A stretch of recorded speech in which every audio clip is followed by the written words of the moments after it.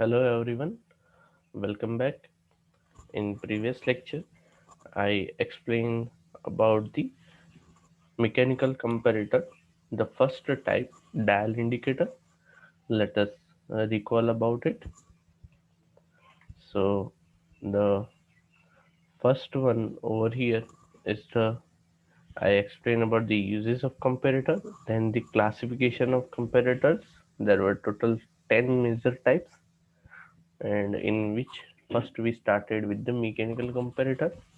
Then the dial indicator. So here was the figure about the dial indicator. I explained all the working in the previous lecture. Now in today's lecture, we will start off with the another comparator, that is the Johnson's macrocator. Here you can see in the figure the Johnson macrocator. Here the working principle is very simple. The here in the plunger, instead of spring we used springs and gears we used in the dial indicator. Here we are using a twisted metal strip, perforated holes in this, and a glass pointer is over here, and one cantilever beam is over here, and there is one bell crank lever which is connected with the plunger. Now what happens? Here is a slit washer which is used to bring it to its original position. What happens when we bring it in contact with the workpiece? The deflection of this arm, it will stretch the arm or the bell crank lever, and what will happen? The glass pointer will move. इसका simple example, आप जब छोटे थे तो तब आपने जो cocoa Cola के ढक्कन होते उसमें होल डाल के और जो स्ट्रिंग डालने के बाद उसको आप क्या करते घुमाते थे, और जब आप उसको खींचते थे तो वो क्या होता था? रोटेट होता था। सिमिलर वर्किंग प्रिंसिपल यहाँ पर यूज हो रहा है कि ट्विस्टेड मेटल स्ट्रिप है, और जैसे ही हम यहाँ पे इसकी लेंथ को इंक्रीज करेंगे, मतलब यहाँ से लोड अप्लाई करेंगे, तो ये ग्लास पॉइंटर क्या होगा? मूव करेगा, रोटेट करेगा।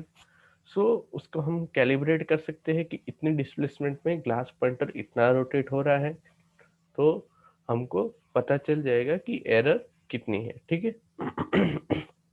तो ये इसका बेसिक प्रिंसिपल है। Now here it is the theory written, you can write it down. So जो सबसे पहले ये जो डिवाइस है वो किसने डेवलप किया था? तो जो मिस्टर है सी एफ जॉनसन, और उन्हीं के नाम पर से इसका नाम रखा गया है Johnson मैक्रोकेटर। Now it is uses a twisted strip, as I explained, to convert the small linear movement of plunger into large circular movement of pointer। यानी कि जब स्मॉल मूवमेंट को भी हम लार्ज सर्कुलर मूवमेंट में कन्वर्ट कर सकते हैं, and it is therefore also called a twisted strip comparator, और इसी वजह से उसको sometimes twisted strip comparator भी कहा जाता है। It uses the simplest method for obtaining mechanical magnification designed by H. Abramson, which is known as Abramson's movement. You can search Google about this, the simplest type of mechanical magnification। और twisted, क्योंकि आप देख सकते हो कि यहाँ पे जो प्रिंसिपल यूज किया है वो बहुत ही बेसिक सा प्रिंसिपल है। यहाँ पे कुछ ज़्यादा कंपोनेंट्स चाहिए नहीं, आप खुद भी घर पे इसको बना सकते हो। Twisted thin metal strip carries at the center of its length a very light pointer made of thin glass.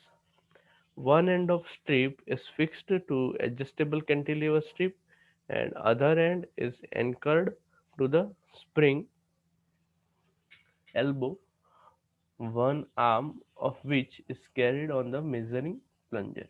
जो ये काम है वो मेजरिंग प्लंजर के वहां पे रखी होगी।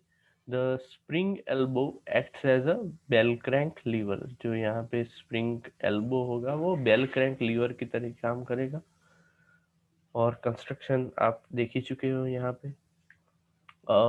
Slight upward movement of plunger will make the bell crank lever to rotate, and due to this a tension will be applied to the twisted strip in the direction of the arrow, and this will cause the strip to untwist, resulting in the movement of pointer.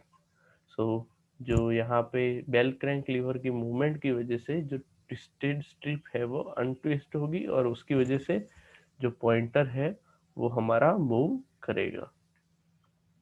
फिर अभी ये जो हमने यहाँ पे ये principal तो देख लिया, लेकिन अभी हमको पता कैसे चलेगा कि कितने ट्विस्ट के लिए कितना मूवमेंट होगा और कितना डिस्प्लेसमेंट के लिए कितना प्लंजर का मूवमेंट होगा, या फिर ग्लास पॉइंटर का हमारा मूवमेंट होगा। तो उसके लिए यहाँ पे एक इक्वेशन दिया गया है कि ये एक्सपेरिमेंटली डिराइव्ड इक्वेशन है।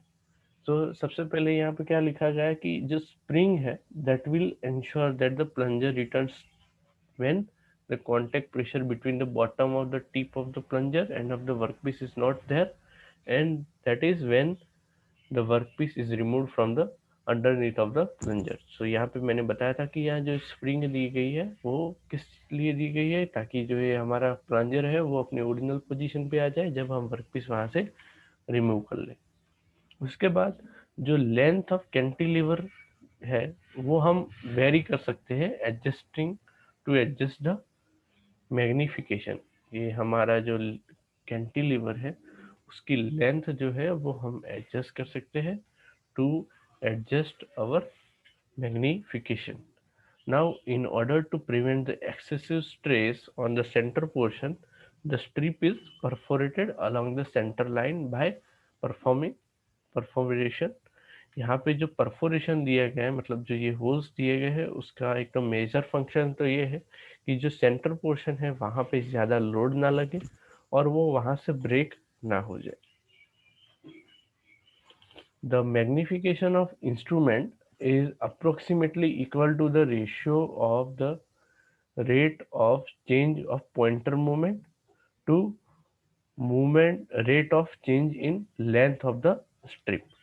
यानी कि जो मैग्निफिकेशन है इंस्ट्रूमेंट का वो अप्रोक्सीमेटली कितना होगा, जो हम रेशियो लेंगे कि पॉइंटर की मूवमेंट कितनी हो रही है, rate of change of pointer movement to the rate of change in length of strip, यानी कि rate of change of movement to the rate of change in length, pointer में चेंज और length में change, इन दोनों का ratio.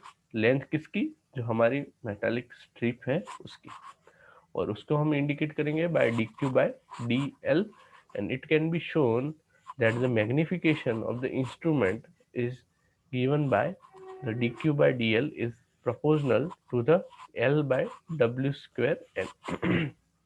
अभी ये जो इक्वेशन है वो एक्सपेरिमेंटली डिराइव किया गया है कि जो यहाँ पे Q है वो क्या है, twist of the mid point of the strip with respect to end. हम भी इसको वेरीफाई करना चाहते हैं तो कर सकते हैं कि मतलब जो लेंथ है उसको वेरी करेंगे, तो ये जो D Q by D L है उसमें क्या वेरिएशन आएगा, मतलब ये प्रपोजनल है। उसके बाद जो एल जो है वो लेंथ है हमारे ट्विस्टेड स्ट्रिप की, measured along its neutral axis, and then W is the width of twisted strip. Width का क्या वेरिएशन है, विड्थ इनवर्सली प्रोपोर्शनल है, ठीक है, मतलब विड्थ जितनी ज़्यादा होगी उतना मैग्निफिकेशन हमारा क्या होगा, कम होगा, ठीक है, और तभी और वो स्क्वायर में कम होगा, ठीक है, यानी कि जितनी तो पतली स्ट्रिप होगी उतना ही हमारा जो मैग्निफिकेशन है वो बेटर होगा। Then the number of turns, turns भी मैटर करते हैं, ठीक है, जितने ज़्यादा टर्न होगे उतना हमारा मैग्निफिकेशन फैक्टर क्या होगा, मतलब जो मैग्निफिकेशन है वो इंक्रीज हो जाएगा या फिर डिक्रीज हो जाएगा accordingly. It is thus obvious that in order to increase the magnification of instrument, a very thin rectangular strip must be used। यानी कि हमको जो thin rectangular strip है उसको हमें यूज करना है ताकि हमको मैक्सिमम मैग्निफिकेशन फैक्टर मिले। So this is about the Johnson microcator, or it is also known as the uh, twisted strip comparator. Now the next type of instrument is the reed type mechanical comparator. Now the reed type mechanical comparator, as you can see, it uses a vertical reeds. Two reeds are used. Here one pointer is there, and this reed is the fixed reed, and another over here there is one moving plunger or the C-shaped section on which the vertical reed is connected. Now what will happen if the displacement of over here takes place with the due to workpiece, the reed will push this bottom portion of the pointer and the pointer will deflect. In the reed type mechanical comparator, the gauging head is usually a sensitive high quality dial indicator. यहाँ पे ये जो point है वो बहुत ही sensitive होगा और वो हाई क्वालिटी का बनाया जाएगा। ठीक है, एक टाइप ऑफ डायल इंडिकेटर ही है, वन टाइप का। ठीक है, बहुत ही सिंपल सा प्रिंसिपल है इसका working. So the dial indicator is mounted on the base supported by a study column. ये जो डायल इंडिकेटर है वो एक बेस के ऊपर माउंट किया जाएगा और उसको सपोर्ट किया जाएगा बाय स्टडी कॉलम।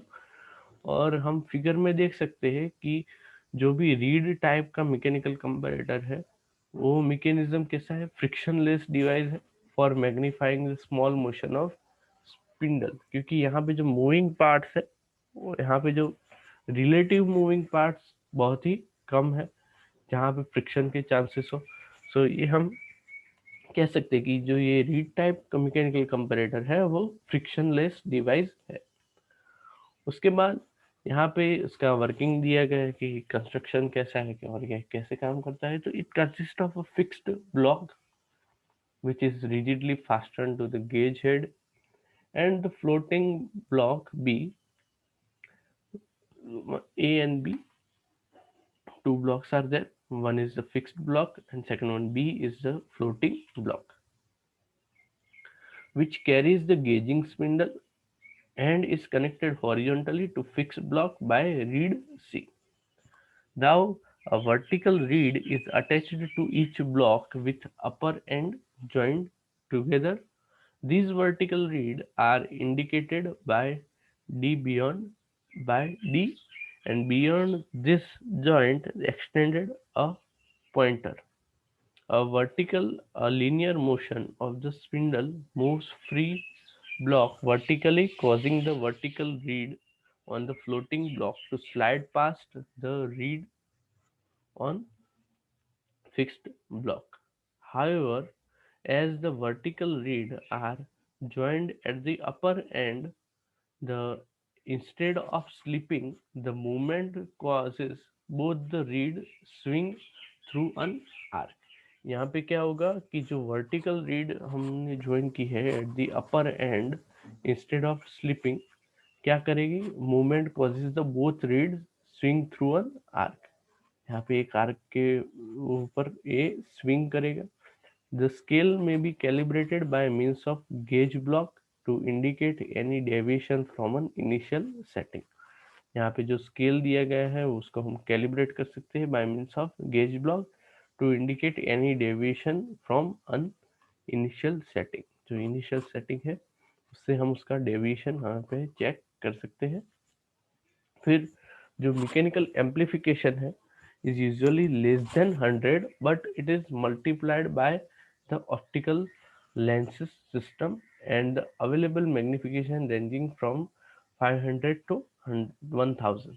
यहाँ पे आप देख सकते हो कि ये जो सिंपल टाइप मैकेनिज्म होने की वजह से यहाँ पे जो मैग्निफिकेशन है वो हम बहुत ही ज़्यादा इंक्रीज नहीं कर सकते, बट यहाँ पे जो वो रेंज होगी वो कितनी होगी, लेस देन 100 होगी। सो उसको एम्पलीफाई करने के लिए हम ऑप्टिकल प्रिंसिपल यूज करेंगे और ऑप्टिकल इंस्ट्रूमेंट यूज करने की वजह से क्या होगा, जो मैग्निफिकेशन है वो हम लार्जली एनहांस कर सकते हैं up to 1000। Okay, so this is about the reed type mechanical comparator, and also I explain about the Johnson microcator. So here you can see, and if you have any query you can ask, and this is it for today's lecture. Thank you very much for listening me carefully. Have a nice day. We will see in the next lecture about the sigma comparator.